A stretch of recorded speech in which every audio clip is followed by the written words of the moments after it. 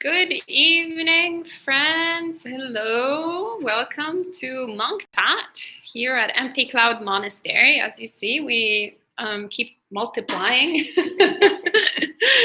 which is great. More monks, more opportunities to ask questions, different points of views, perhaps, or maybe not, which is a guarantee, perhaps, of right view. Or communal wrong view. Who knows? And welcome to Jens, Melinda, Kelan. Welcome to you all and all the friends who are hiding in the back in the little number on the top of the screen. Welcome to Sri Lanka. I love your nickname, best nickname. We should have like each person should pick the name of a Buddhist country, so we can have all of them. It's great. And as you might know already, you can ask any questions you'd like to the monastics, and we'll try our best to answer them. Hello to Carol. Carol, maybe. Carol. That's what we would say here. And in Italy, that's where I'm from. Actually, we would say Carola. So I just assume Carol, maybe French. And Michael says, looks like a band. Yes, a band of monks. Instead of a hair band, we're a no hair band. Except here I'm a little bit fluffier than the rest. Yeah, you're the rock star. Or I'm the punk. And Kelan says, do Buddhists believe reincarnation or rebirth? And what is the difference between the two? Who would like to take this question? Perhaps we can start from Venerable Pamutto. We can just we all agree that it is rebirth in Buddhism. And that's because Buddhism doesn't talk about a permanent incarnate thing being reincarnated on.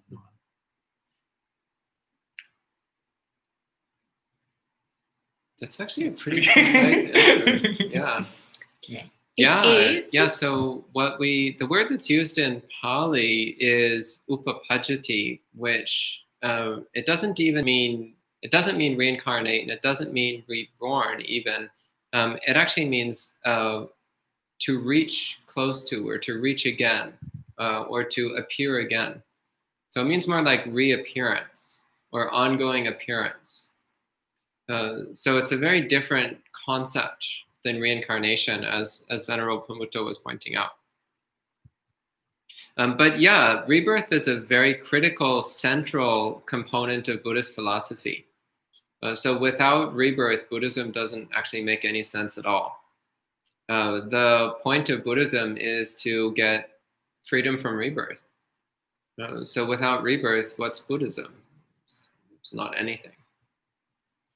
So rebirth is a critical element of right view, which is the foundation of the Noble Eightfold Path, which leads to awakening.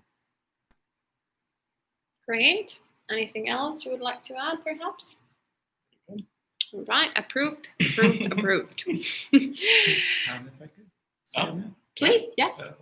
Actually, as Venerable was saying, it's really critical.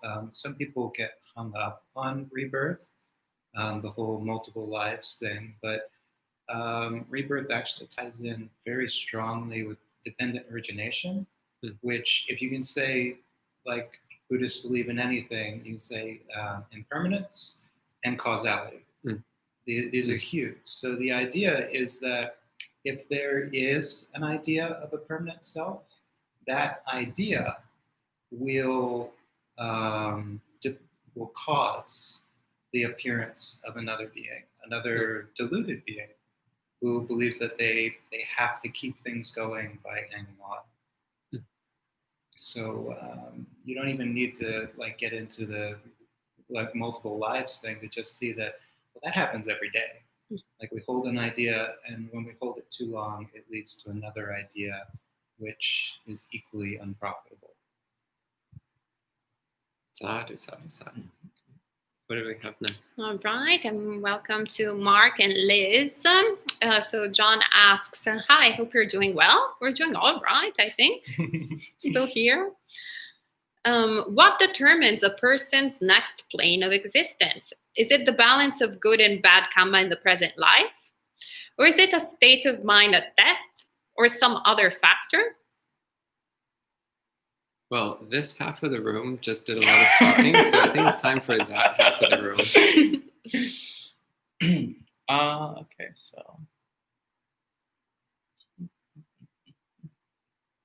Okay, so my understanding is that our karma determines our next plane of existence, if you will. You asked, is it the balance of good and bad karma in the present life? If we look at the Buddha's teachings, then we'll see that we have both past karma, so actions that we've done both in the past, in this life, as well as actions from previous lives.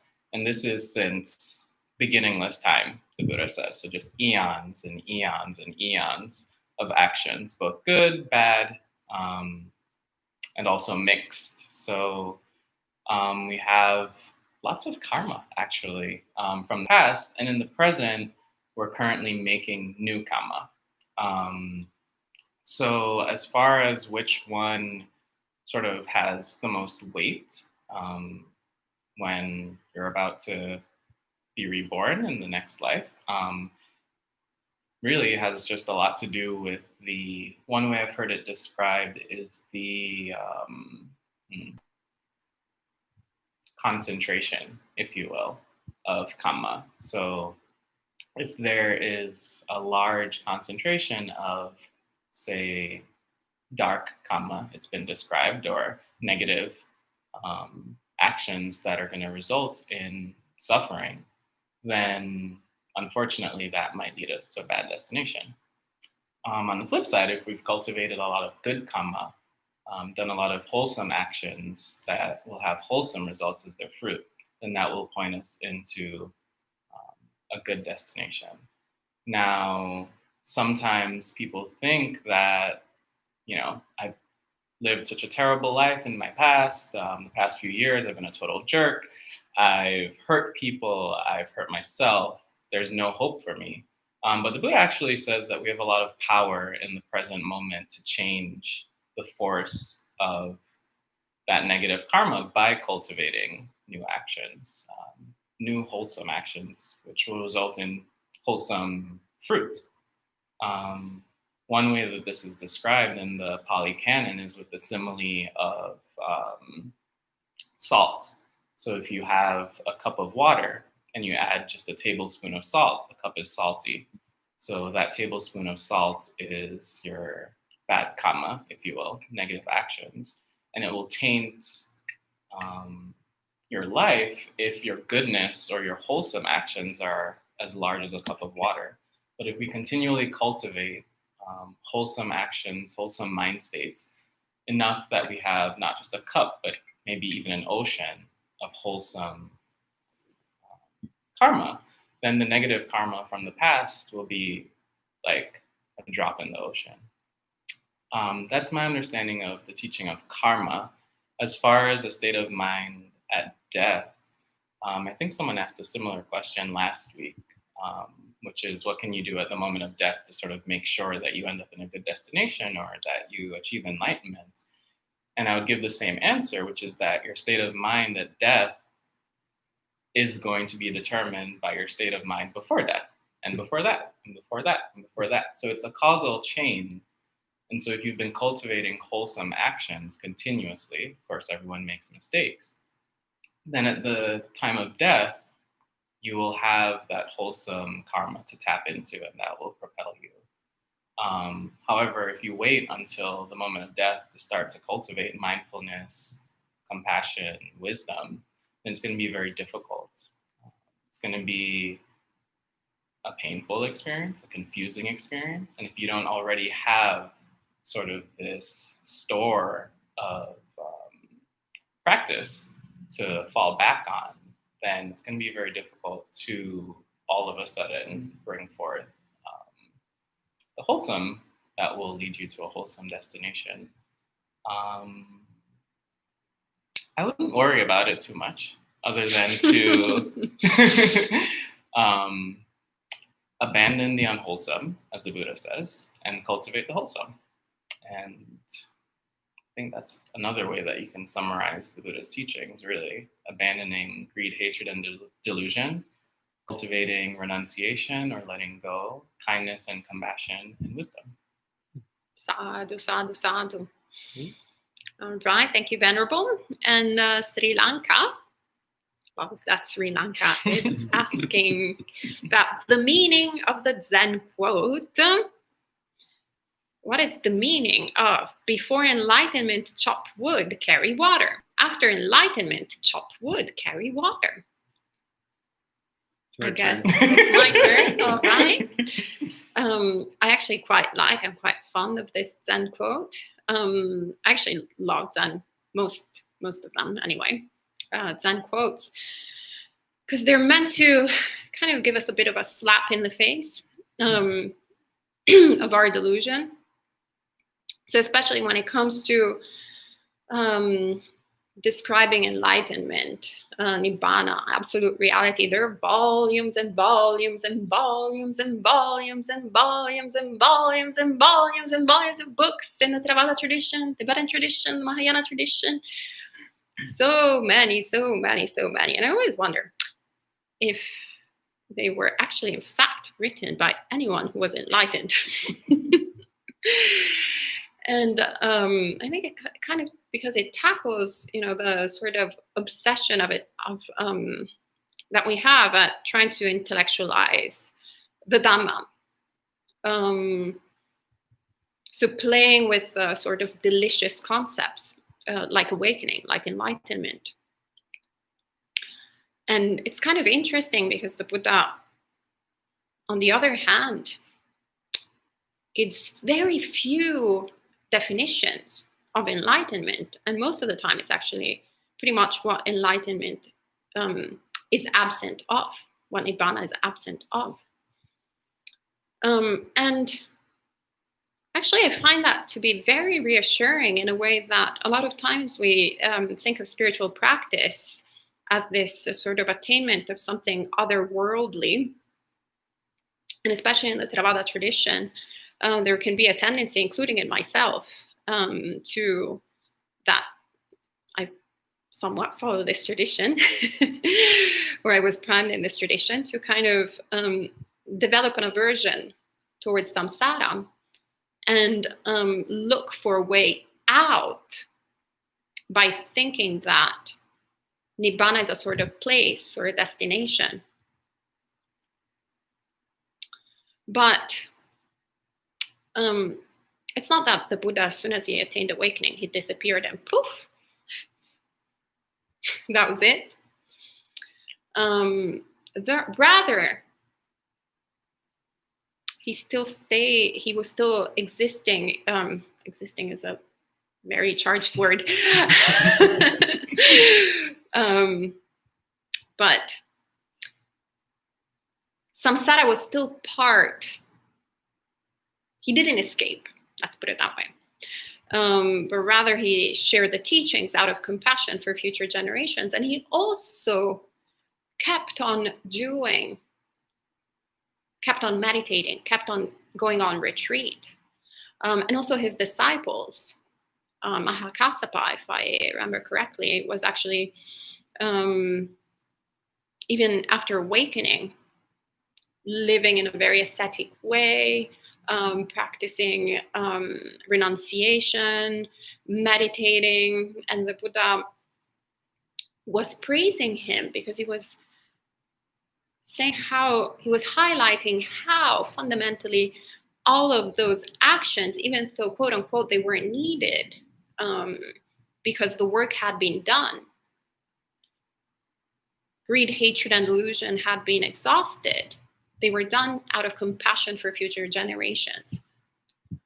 So in other words, there is kind of like no difference between and before and after in terms of appearance. A lot of times actually we'll see that quote unquote awakened beings these days, the ones that have certified, here is my business card, I am John Smith, enlightened being, this is my bank account. They're kind of like, oh yeah, I've got my Rolls Royce and like this fancy, like lifestyle, because I've done all that work. I'm beyond all that renunciation. Now that I'm awakened, I can, living the life. Enough with chopping wood and carrying water. I have people chopping wood and carrying water for me. And that's basically the easiest way to see how someone is unenlightened and pretty much full of greed, hatred, and delusion. So I think this is basically, long story short, what I made really long.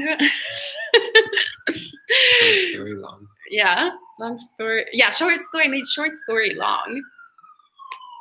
What kind of this Zen quote? At least I don't know if this is the official interpretation. I was not trained in Zen, but this is what kind of appeared in my mind the first time that I saw it. And yeah, it's lovely. It's beautiful. It kind of encapsulates both of the extraordinary, ordinary experience of practicing the Buddhist teachings and releasing suffering. It's both extraordinary, but also ordinary at the same time, if that makes sense. And I don't know if the Venerables have any other things to share about chopping wood and carrying water. All right, so maybe we can go to Carol's question. You're Carol, I decided, but please feel free to correct me with the right pronunciation. So Carol asks, what is the role of the soul in Buddhism? If no role, you were kind of hinting it there. No role, then what term does Buddhist philosophy use, which is similar to the idea of a soulmate? Oh, cute. Okay, I'll take this one. All right, Venerable. So we don't actually use the concept of soul, but there's a way that you can use this word in Buddhism if we're careful. So what we identify as a being, as a person, is a collection of temporary, insubstantial, constantly changing components. So you could call the non-physical components of being a person's soul, as long as you're careful to clarify that so-called soul is impermanent, conditional, made up of temporary, insubstantial components, and that it does not define that person. In other words, not remotely close to what we normally think of a soul as being. So normally we think of a soul as being the permanent essence of a being, the persistent, unchanging core essence of a being. But in Buddhism, it's quite clear that there is no persistent, unchanging core essence of being. That there's no division between beings in the first place. That the appearance of separate beings is the result of our own delusions. It's the manifestation of confusion. The appearance of separate beings is the product of confusion. It's not the way reality actually is. Nonetheless, there are chains of cause and effect. And this actually is where you might get closer to the idea of a soul. So the chains of cause and effect are what we call karma. So right now we're carrying with us the karmic potentiality of everything that we've done in the past and which has not yet produced its result. It's kind of like if you've made deposits in your bank account and you're carrying your debit card with you, then at any time you could access what's in your bank account. So in that sense, you're carrying it with you, but it's not manifest until the right time comes. Or like when you plant seeds in the ground, at some point they're going to sprout. But when? We don't know. We just know that at some point it's going to happen. So you could call the collective force of one's past karma, you could call that your soul. But again, we have to be careful to clarify that that's also constantly changing. Every time you experience anything, that wears away some of your old karma. And every time you do anything, that creates some more karma. So we're constantly wearing away our past karma and building up more karma. Again, this is a way which you could call something a soul in Buddhism, but it's something which is impermanent and which does not define us or control us. It's not persistent. And if we identify as our mental components, or we identify as our past karma, then that's going to cause us to suffer. And it's going to cause a lot of difficulty and confusion for us because we're trying to hold on to something which can't be held on to. And actually, this is why we suffer, is because we keep trying to create a belief in a soul, but there's nothing that we can hold on to as a soul. There's nothing which we can point to and say, that is absolutely, definitely, completely me. Because whatever we label as me is subject to change and disappear. As for soulmates, that's actually a much easier thing to answer, except for finding a name for it. That doesn't work so well. Maybe one of you guys will have an idea for a nice catchy name for a Buddhist non-soulmate. So basically, it's quite simple. So in this life, what happens when you spend a lot of time with someone? You develop an affinity with them, a strong connection to them. So it's the same over many, many lives. So you may have had the experience of meeting someone and you felt like you already had a connection with them. You already felt very intimate with them, very close with them, very comfortable with them. There was already a sense of a deep familiarity with a person. Well, that's because you've been friends with them for countless lifetimes, or possibly enemies, as the case may be. But you've had some kind of association with them for a very, very, very long time. So this may be the first time you've met them in this life, but it's not the first time you've met them. In fact, from a Buddhist standpoint, every single person you meet, you've met before. There's a sutta where the Buddha actually quite clearly says that everyone you meet has at some point been your mother, your father, your sister, your brother, your daughter, your son, your friend, your wife, your husband, your business partner, your dog, your cat, your best friend, your worst enemy. Every single person you meet at one point or another has had every imaginable relationship to you.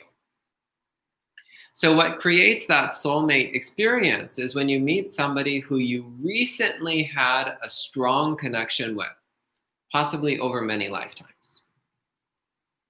And therefore, you don't have one soulmate.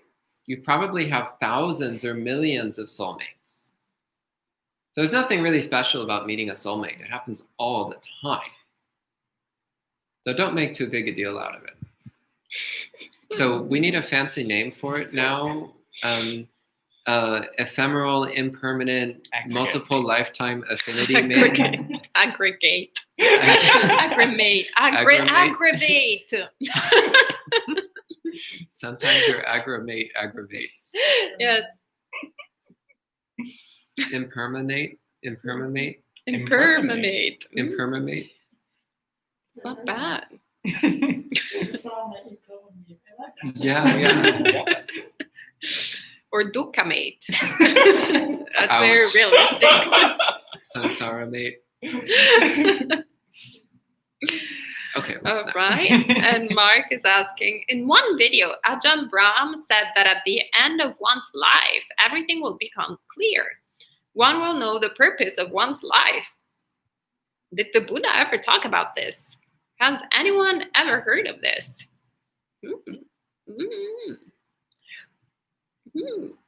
Well, who wants to take the Ajahn Brahm question? So the consensus seems to be that we have no idea what he was talking about. Yeah. So this actually is something which you'll run into. A lot of teachers will say something which is relevant to the time, place, and audience that they're speaking to. But when taken out of that context, it's very difficult to figure out what they were talking about. So it probably made sense at that time and place and to that audience, but just having this quote, it's really hard to say what he meant by that. Yeah. And Belinda says, I read in a Buddhist book that when you sleep, consciousness travels. Nothing to do with the path. Just something I read. Anyone of the Venerables ever heard of this? Volunteers? Travels is not really a good, because consciousness is constantly arising and ceasing. So it's kind of meandering into the idea of a soul there. Like the soul is in the body, and when we go to sleep, it gets to go off and go on a journey. The reality is that the mind has no location, time and space. It's insubstantial, and so distance doesn't matter. We have a thought of somebody across the world, and we get a call from them the next day, and we're like, oh, I was thinking of you. And like, well, I was thinking of you. That's why I called. The reality is that the mind, it doesn't matter how far away they were. You were thinking of each other, and at some subtle level, you were aware of that. So when you go to sleep, consciousness is not rooted to the body because it's just laying there on a surface. And maybe consciousness arises here, it arises there, or maybe it doesn't arise at all. Maybe a large portion of the night, there's nothing there to speak of. Great, thank you, Venerable. And Michael asks, when thoughts of greed, aversion, or delusion arise during a samadhi body style meditation, should you try to vanquish them with antidotes?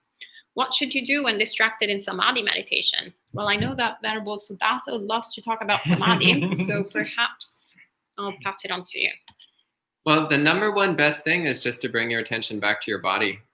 Put your mind right back at the part of the body that you focus on during meditation. And just don't get involved at all with the thoughts. Even reacting to the thoughts with an attempt to get rid of them is already weakening your samadhi. So the best thing is always just to come back to your samadhi object over and over and over and over and over again. Cultivate an interest in your samadhi object, a fascination with your samadhi object, delight in your meditation object. And just keep putting your mind back on it, feeling it as intensely and clearly as you can. Just keep putting your mind on the body over and over and over and over and over again. And it will start to stick. And these other thoughts will just come up less and less often. So antidotes to, especially to greed and aversion, you only use those when the greed and aversion are so intense and overpowering that you can't practice samadhi at all. Because the antidotes themselves are not building up your body-related samadhi. They're still worth doing. So you have to make a judgment call, really. If the defilement is extremely strong, extremely distracting, to the point where it feels like you're just wasting your time, then use antidotes. But if the defilement is weaker, and you think that you can put your mind back on the object, even if for just a second or two, then just put your mind directly back on the object. Because even if you only keep your mind on the object for a second, or even a tenth of a second, if you keep doing that, it will stick. Those moments of samadhi will become longer and stronger the more you persist. So persist, persist, persist. Persistence is the key to samadhi. Okay. Thank you, Bante. And Kelan asks, what can you do to choose certain things in your next life, like your ethnicity, parents, siblings, and friends? sounds like choose suffering. Which variety of suffering would you like? I want the orange-colored suffering. Yeah, I mean, think about it really long and hard. Like, in 10 years, would you want the same things that you want now? And then imagine, putting that off into the future. So you really want to have a particular skin color and ethnicity and hairstyle. It's not like you die and then instantly you have those. No, you're born as a little kid rolling around in urine and feces. Life is hard, and it would be a long time and quite a struggle to get to that age and that way of being that you could imagine. Sounds like such a good idea now, but by the time you got there, I assure you, you'd have a different idea about it. Yeah, you'd probably hate it, to be perfectly honest. Yes. Maybe you'd even be thinking about what you got now and start planning for your next life. Yeah, as far as aspirations for future lives, there's a few aspirations which are really good. So aspire to be born in a place where there's a living Samma Sambuddha. That's a good aspiration. Aspire to be born with wisdom, mindfulness, morality.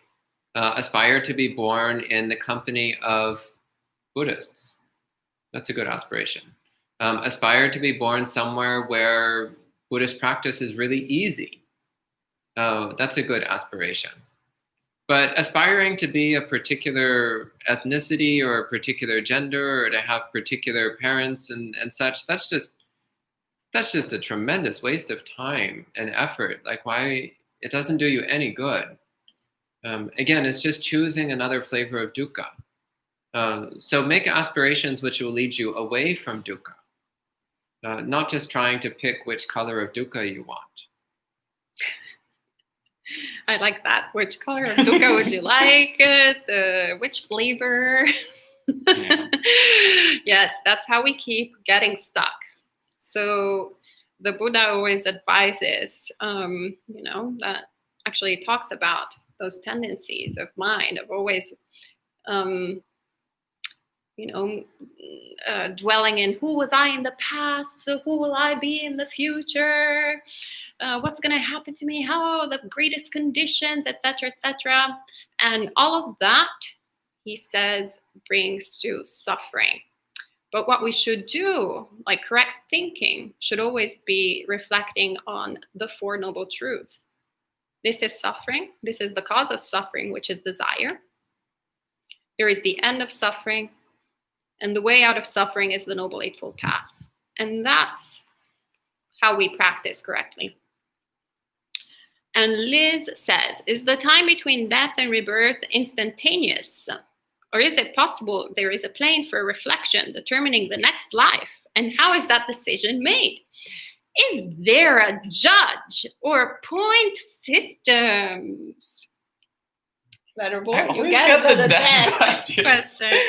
If you want to skip this one, then you can take the next one. No. I want to hear Venerable's take on is there a judge or a point system? I like this twist. We don't want to only give him the death questions. He can be the death expert. So, at least in the Theravada tradition, I know the Tibetan tradition has a different take. So I'm not quite sure what the Tibetans usually have to say about it. Maybe my other companions might know. But I know in the Theravada tradition, the Buddha does just mention briefly that beings can be reborn instantaneously in different planes of existence, and also that there is a sort of in-between state. But my understanding is that that in-between state is almost like you're not really capable per se of doing reflection and sort of being able to say, okay, actually I want to go there and I want to go there and I want to go there. It's just a sort of like hazy state that he describes as being sustained by craving, actually. So as far as a state, I don't have much to say about that. Is there a judge? Actually, one of my favorite suttas is I knew you would have had something. is about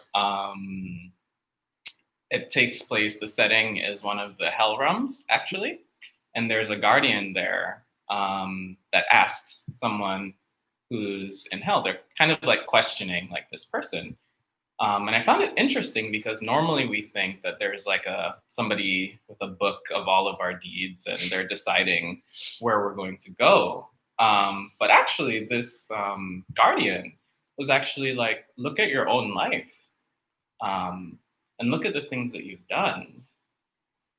And how do you feel about that, essentially, was what he was asking. He was saying, you did this unwholesome thing, and why did you do that? What effects did you imagine it was going to have? And actually, he asked, didn't you know that this was unwholesome and that this would lead to a bad destination? So I found that really powerful because when you look at that situation, the judge is actually yourself. So the actions that you're taking, the thoughts that you're cultivating, the speech that you're participating in, all of those things are what lead you down a certain path. And the person at the end of the path, if there's a person that says, oh, you've arrived here, they didn't tell you to come this way or steer you down the road. They just happened to be there.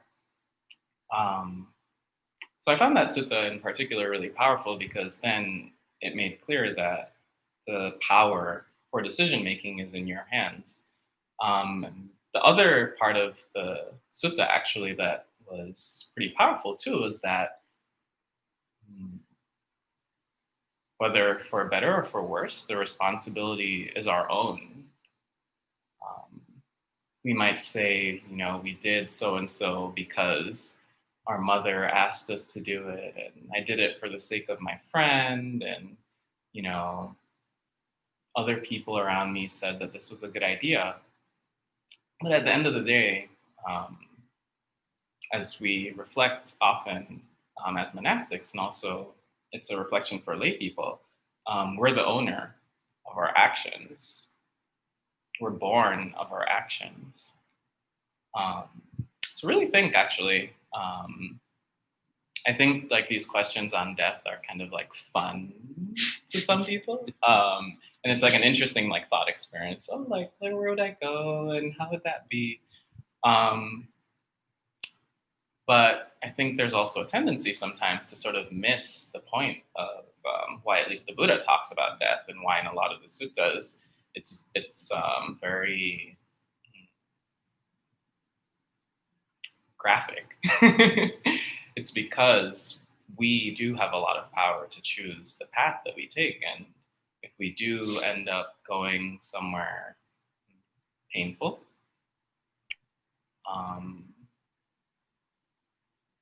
we have to know that that's within our power to change so that we can go somewhere pleasant, or really ultimately at the end of all this to overcome birth and death to begin with. So is there a point system? I would say you would be the best scorekeeper. But it's not about keeping score and checking off, well, I've done this good thing and that good thing, but this bad thing cancels it out. But what's our intention? Coming back to the Noble Eightfold Path, are we cultivating harmlessness, renunciation,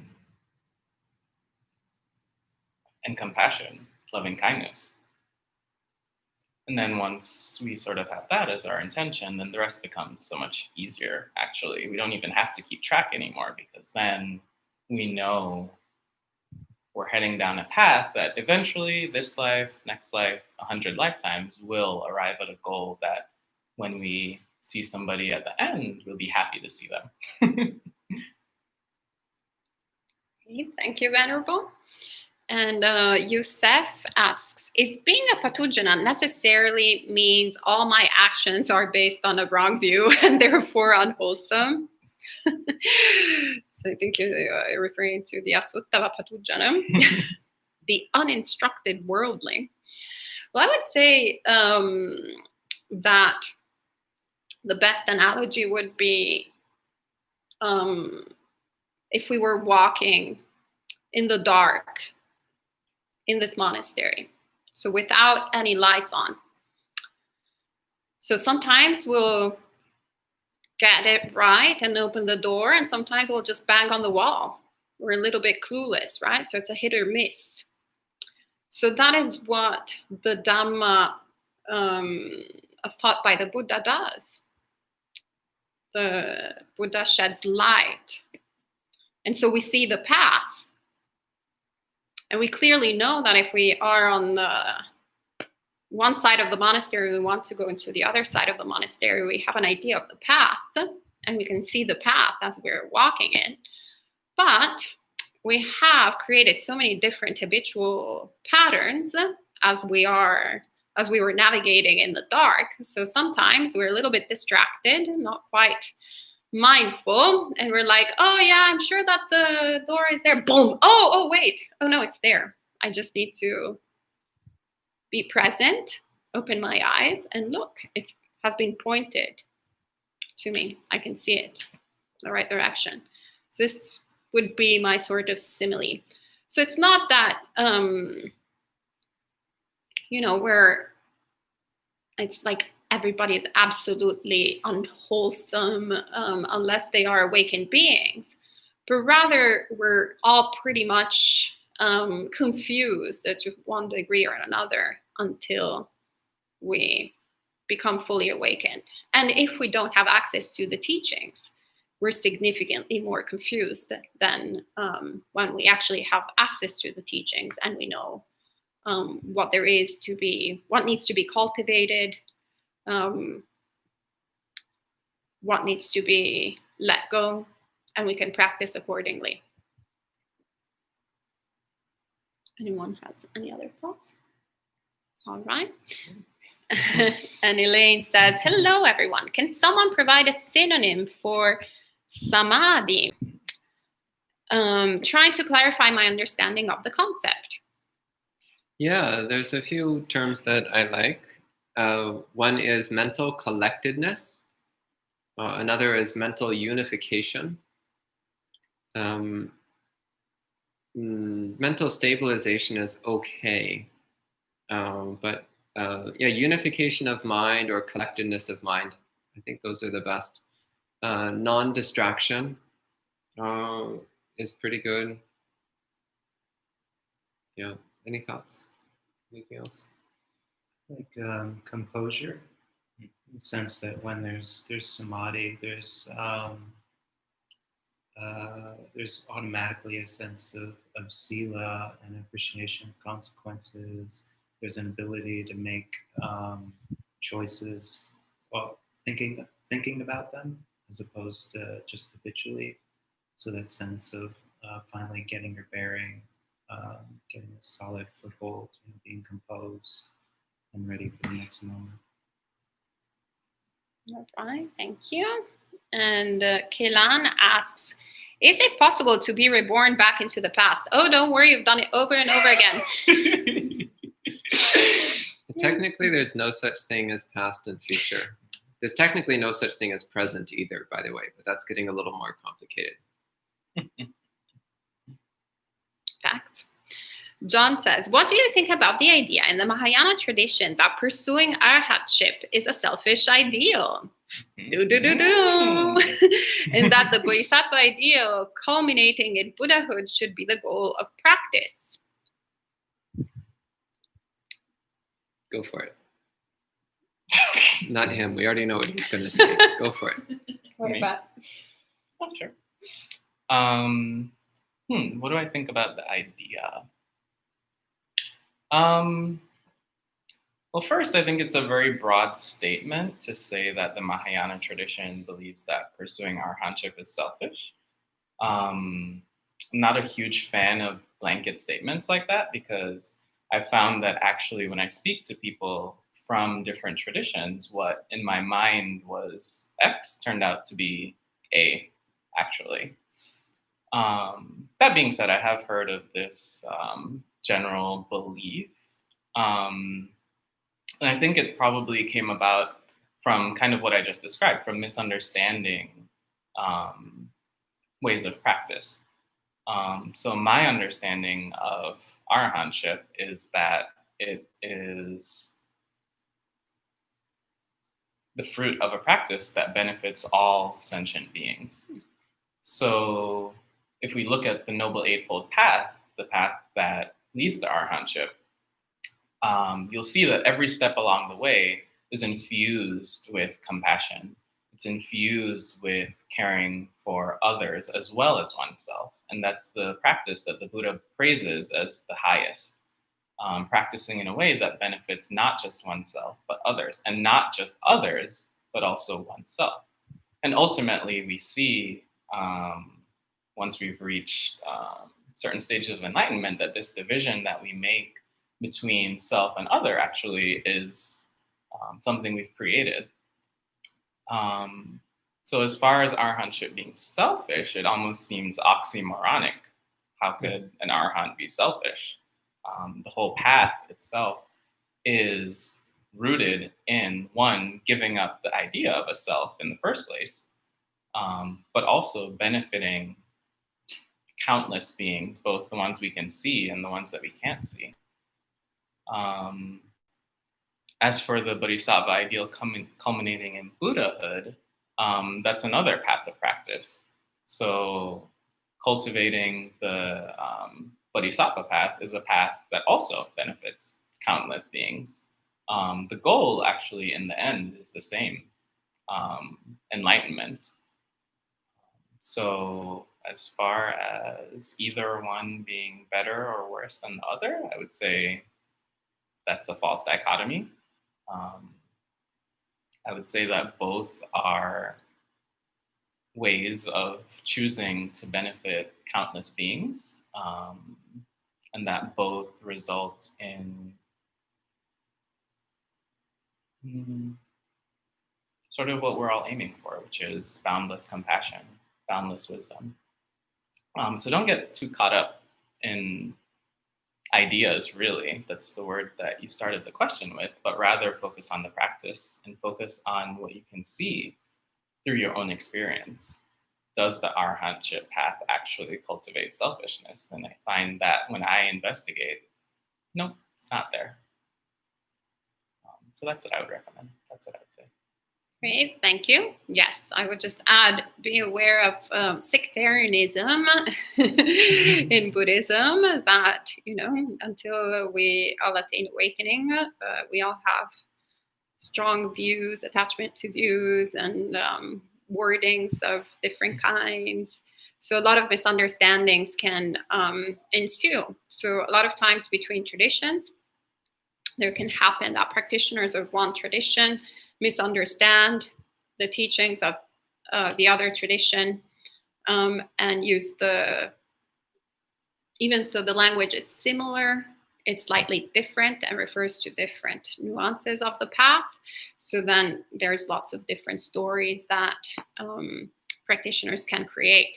So I would say, normally, as a rule of thumb, don't trust Theravada practitioners talking about Mahayana tradition, because they generally don't get it. Don't trust Mahayana practitioners talking about the Theravada traditions. They generally don't take it, and all the different variations with Vajrayana as well. And John asked, do you believe Guanyin Avalokiteshvara exists, or just celestial bodhisattvas of her kind? This is a great question for Bhante Sudazo, who's a big fan of Guanyin. She's real. Actually, there's a really great story. Somebody asked a Tibetan monk about the Buddha Tara. So Tara is a female Buddha that's very popular in Tibetan Buddhism.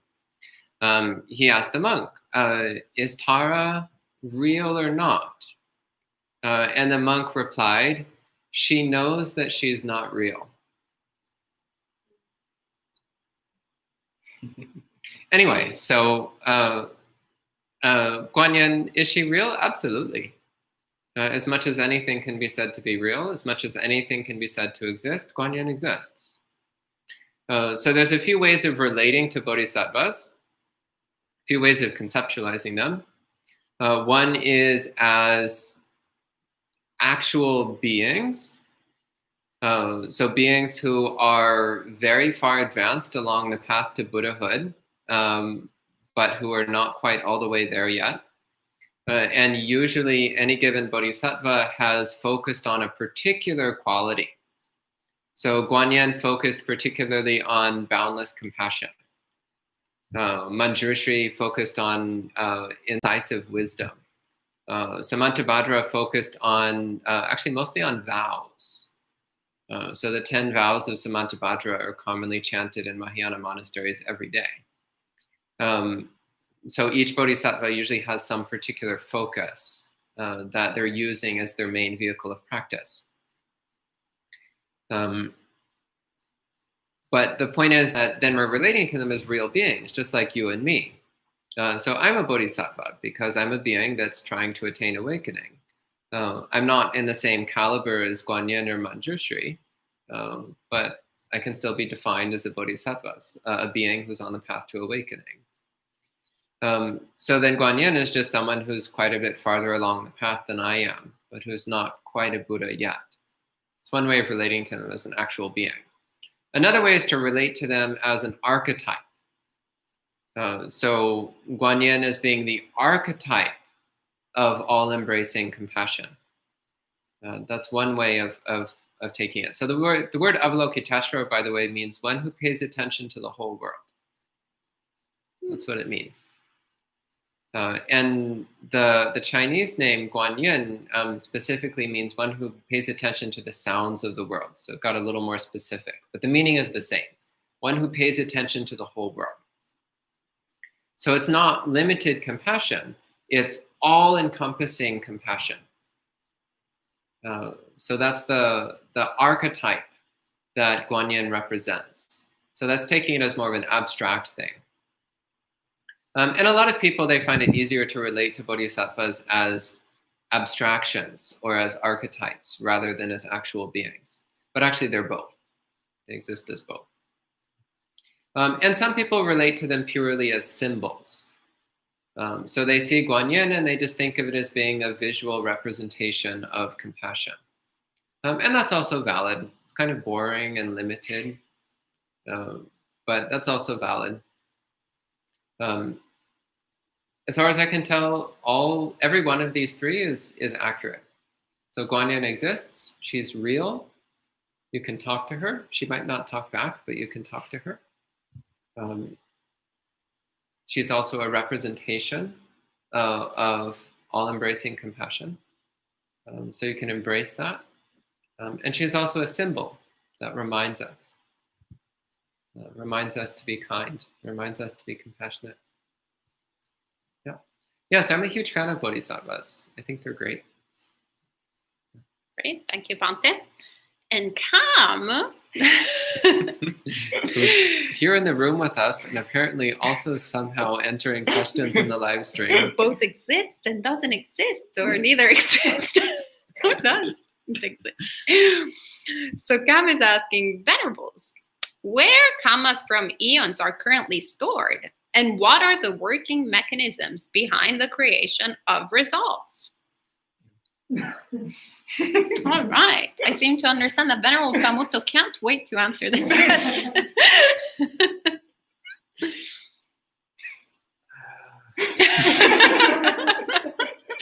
So the past few days, there's been this ongoing conversation about, do things exist? Do they not exist? Do they both exist and not exist? Do they neither exist and not exist?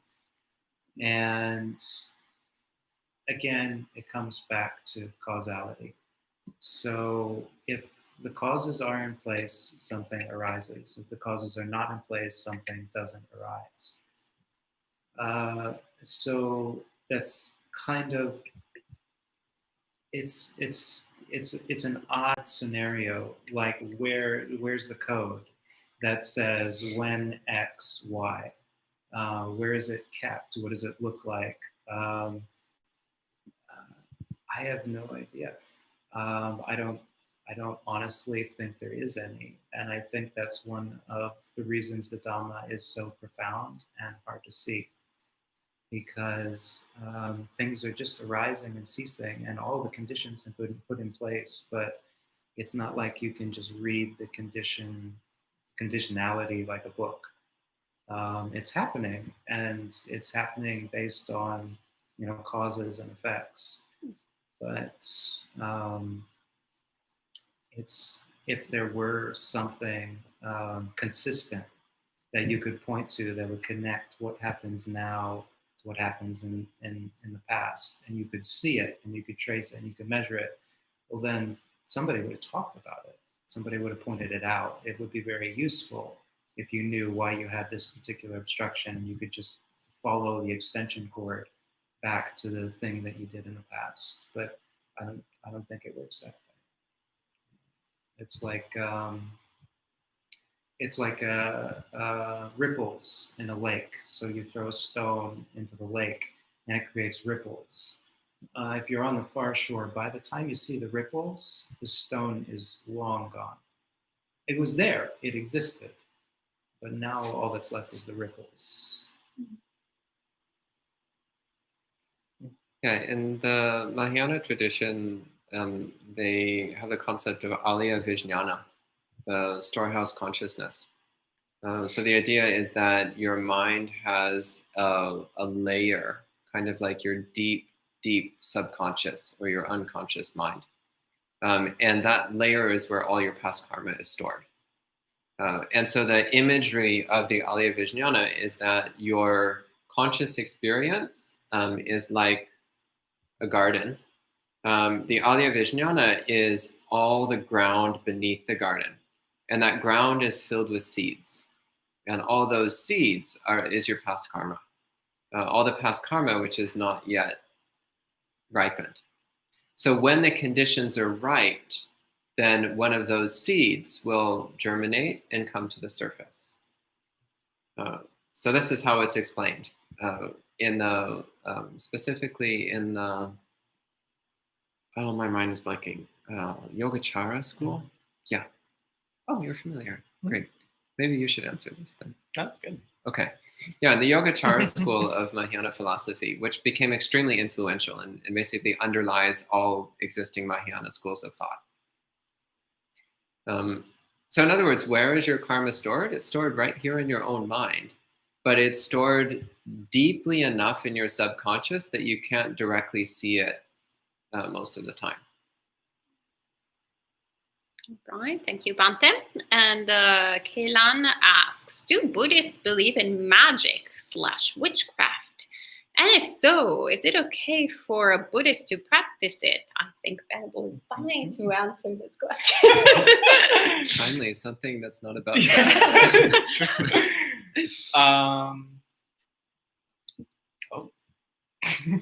Oh, lots of questions. Wow, maybe we should go a little more quickly. Yes, we should switch to Zen answers. Okay. So actually, one of my favorite quotes from the Buddha is, I teach only suffering and the end of suffering. And that's really all you need to know to practice. Everything else is not important. And I think magic and witchcraft fall into that category of things that people tend to get enamored with, just like people get enamored with, I don't know, football and skateboarding or drugs, whatever. These are all things that pull us off the path because if they're not harmful, at best, they're a distraction. So is it okay for a Buddhist to practice magic and witchcraft? The question is it wholesome or unwholesome? But then ultimately, it's not the path to liberation. So it's a waste of time. Yeah, similarly, I would say, yes, it's real. And it's a tool which, like any tool, can be used either for good things or bad things. But yeah, I agree with Venerable Sumino. It's not worth wasting your time developing these things. Just focus on the path to enlightenment. All right, thank you, Venerables. And Kelan also asks, is Nirvana a place or a mental state? And what does Nirvana feel like? I think we already answered that question. Or not answered that question. On purpose. And Kelan asks, even though Buddhists don't believe in a soul, do they believe in a spirit? Is the spirit the one that gets reborn? I think we also answered that question. Yeah.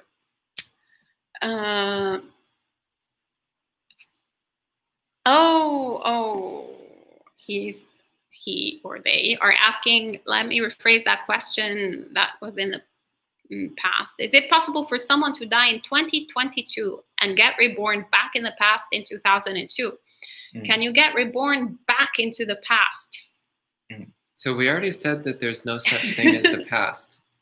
So how can you get reborn back into something that doesn't exist? Great. And Youssef asks a $1,000 question. What does being a monk provide for the path that being a lay practitioner doesn't? Actually, I think this is a perfect question for Bhante Pamuto. The opportunity to renounce everything, right? And that's very deep. Like you renounce your name, your haircut, you renounce the ability to choose what you're going to eat tomorrow. And I think if lay people stop and consider that one statement very thoroughly, they would see how scary that is and what a profound act of faith it is to just say, well, I'm going to eat what comes my way. I'm going to eat what I'm given. And to understand that the things that you're given are the most wholesome possible thing that you could eat. And so also the fruits of monasticism, so the ability to actually be a visible receptacle for the offerings of people. Like if you just go down the street, you don't know who of the people you pass would actually even accept food if you offered it to them. These days, with the pandemic, probably you would get 0 people.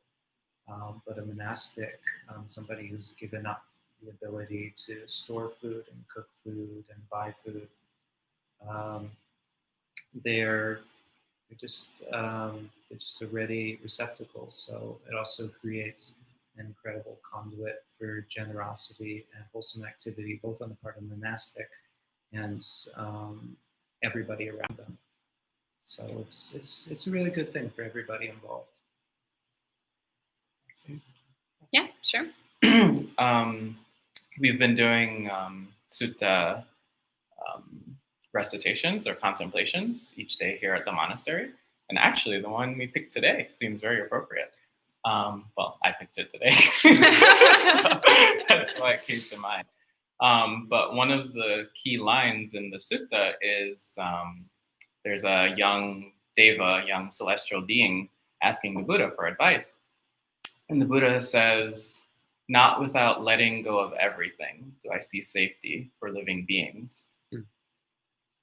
And I've kind of like turned that phrase over and over in my head over the years.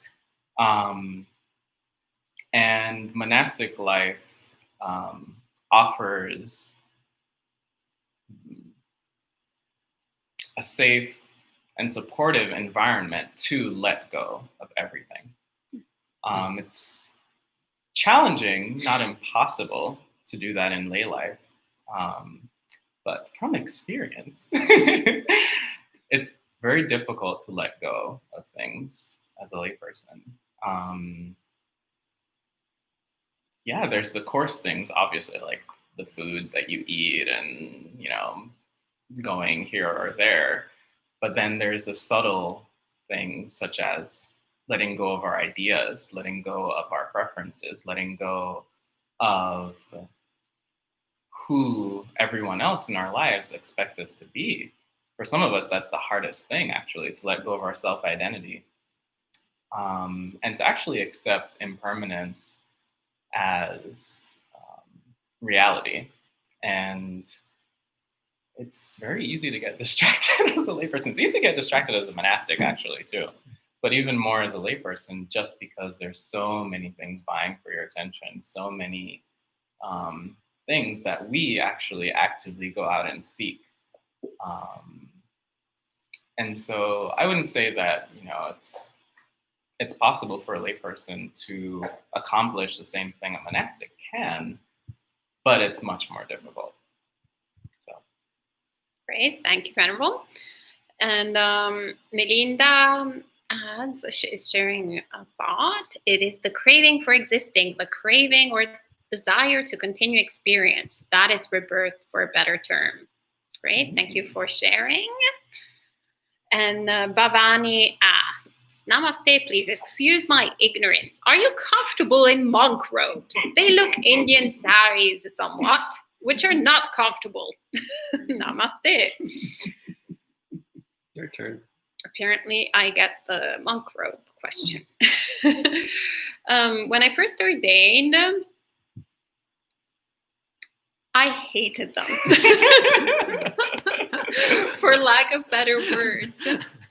I had never been so grateful to tailoring as an invention.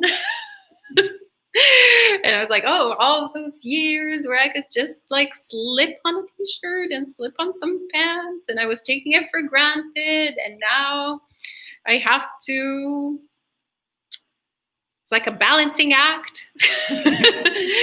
Everything can fall off in a minute or in a second or both. But actually, as time went by, I realized how hung up I was on certain characteristics of clothing, or what I thought clothing was supposed to be. And actually, I started becoming more and more appreciative of such a simple garment that can also double up as a bed sheet. Like if you're like cold, you can crawl underneath it. If you're like a guest somewhere and they don't have sheets for you, pump bedcloth, easy. It's a portable bed, it's a portable blanket. It covers you up, protects you from mosquitoes, creeping things while you're meditating, protects you from sunburn. It's like one size, like buy one, get 100 free. And once you get the hang of it, actually, it's very comfortable. So I never wore a sari, so I don't know how to compare it. But actually, I'm quite happy to wear robes. So yeah, 2 thumbs up for robes. What's next? And Elaine asks, a monk once told me that Shakyamuni Buddha could not help me. All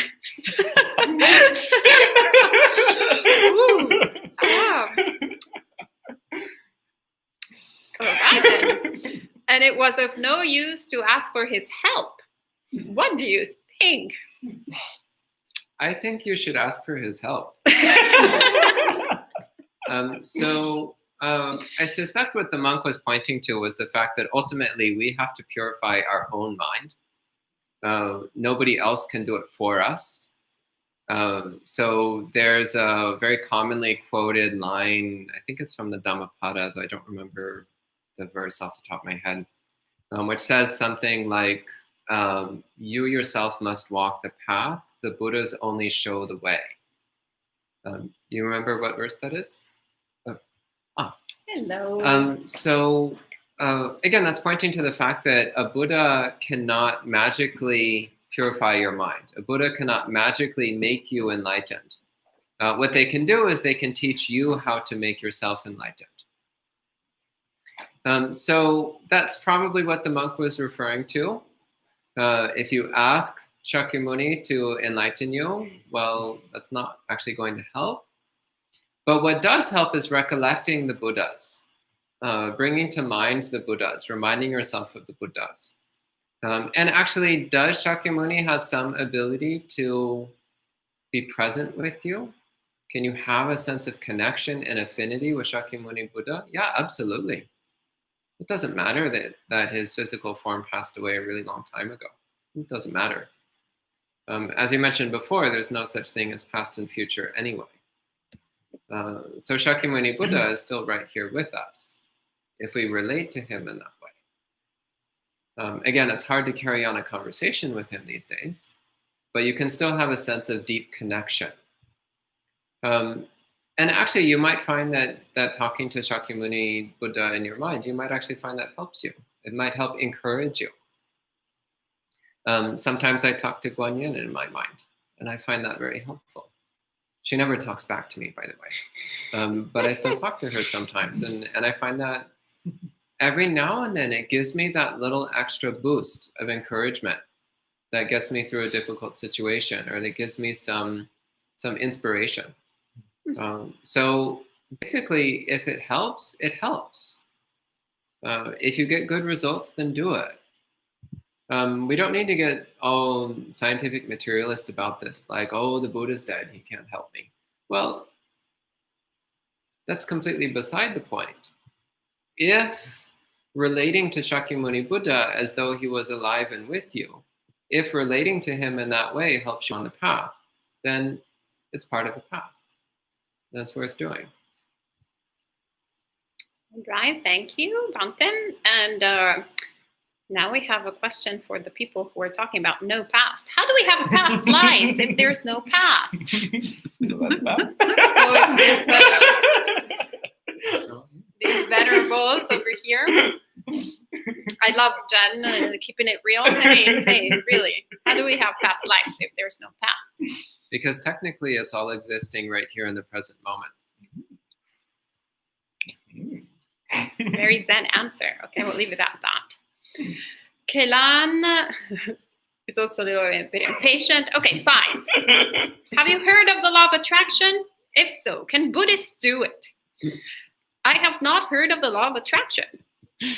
So I definitely cannot do it because I don't know what it is.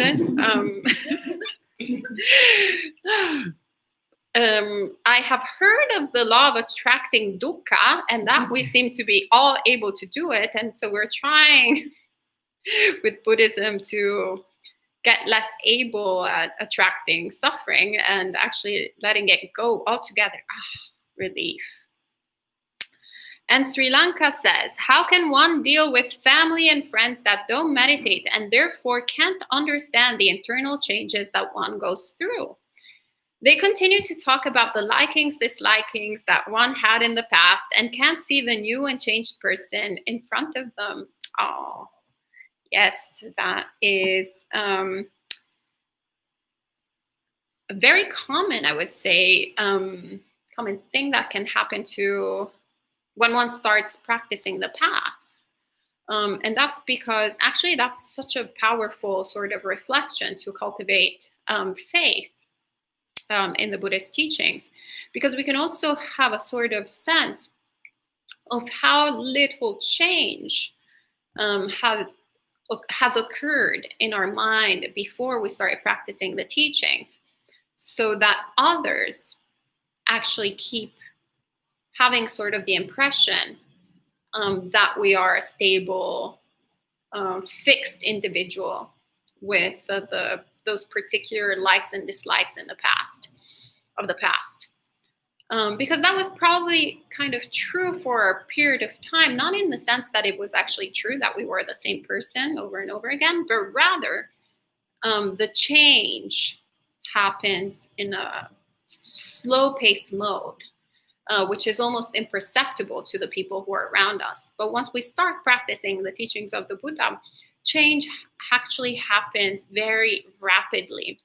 So it's very difficult for people who are around us to grasp, to understand such a thing. And actually, even if they do, it can be very unsettling.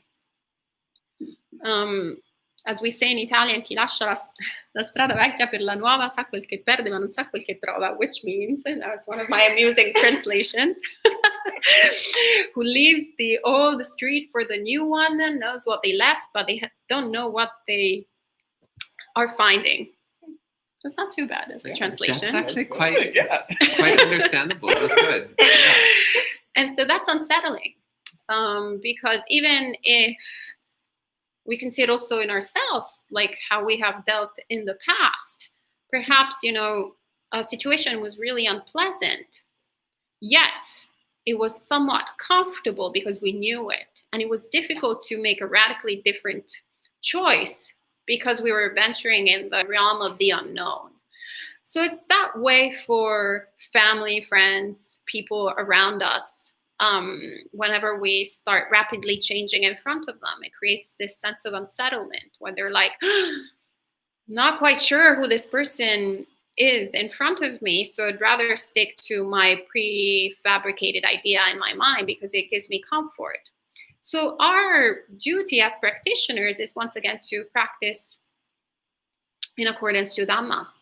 So this is a great opportunity to practice patience, compassion, kindness, and not start going like, oh, why, you uninstructed worldling, don't understand impermanence, and why are you here telling me that I should be the same person of last week when I had all these insights in meditation? Well, actually, then maybe perhaps we're still holding on to the arrogance and conceit that we had before. So they're not terribly wrong, and actually in that sphere pointing out to sort of a kind of stillness or stiffness in our mind state. So yeah, as Venerable Bhikkhu Bodhi says, we don't practice despite the obstacles, but the obstacles are the path. So this is a little obstacle that is part of your path. It's a great opportunity to practice the teachings. Otherwise, when do you have the opportunity to practice patience if everybody does whatever you want them to do? Oh, we have lots and lots of questions. So Kaylan, perhaps I'll get back to your questions later, so other people have the opportunity as well. John says, do you believe there is a connection between sleep, diet, exercise, and the ability to make progress in the meditation session? Have you found certain diets to be helpful? I certainly have. Well, it's important to be healthy. So to the extent that your sleep, diet, and exercise get you to that point, then yes, it's beneficial. Sometimes it's a balancing act because we can fall into vanity very easily or become obsessed with the fine details. But generally speaking, knowing enough, knowing the just right amount is what matters the most.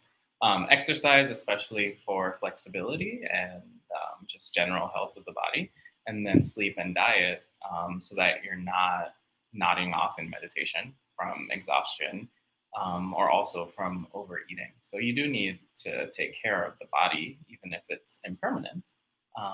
But I wouldn't get too caught up on the details. Just try and figure out what's right for you. And what's right for you may not be right for someone else and vice versa. So I would say experiment, watch the results, and watch your mind to see if you then start falling into thinking that eating, sleeping, and exercising in a certain way is what's going to give you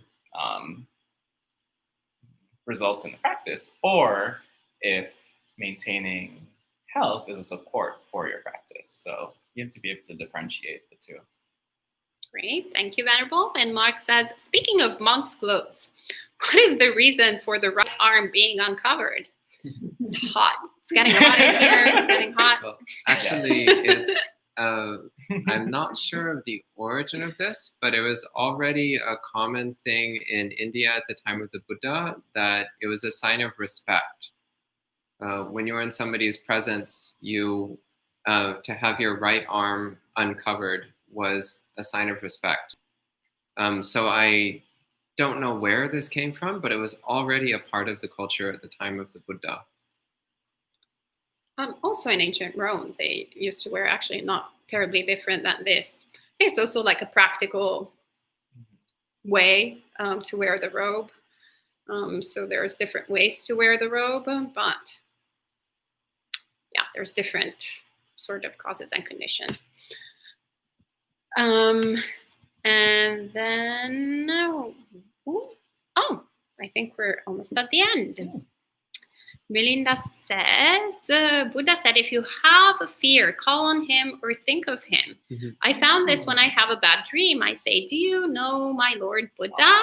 And the negative energy goes away. Oh, that's wonderful. Horrible. Thank you for sharing that. Yeah, that's in the Dajaga Sutta. The Buddha says, when you're afraid, bring to mind the Buddha, the Dhamma, and the Sangha, and then your fear will go away. Sadhu. Yeah. But I love your strategy for bad dreams. I'm going to quote that one.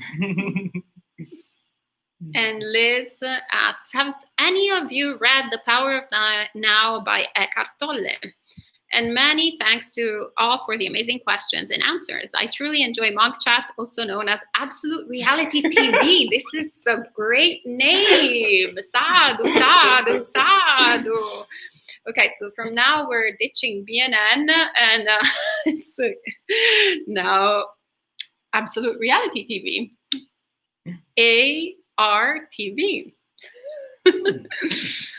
So has anyone read The Power of Now? I have not. Yeah.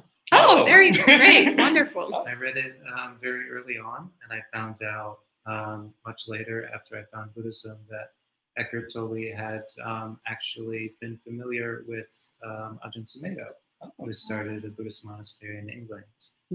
And so, it's kind of what Ajahn Sumedho likes to talk about. Let go of the past, let go of the future, now is a knowing. It was his catchphrase even back then.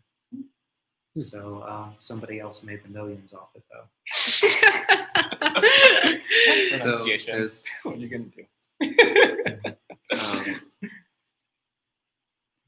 there's, I don't remember the exact phrasing, but there's an old saying, like there's one person who invents something and then somebody else who makes money from it. So apparently that's what happened here.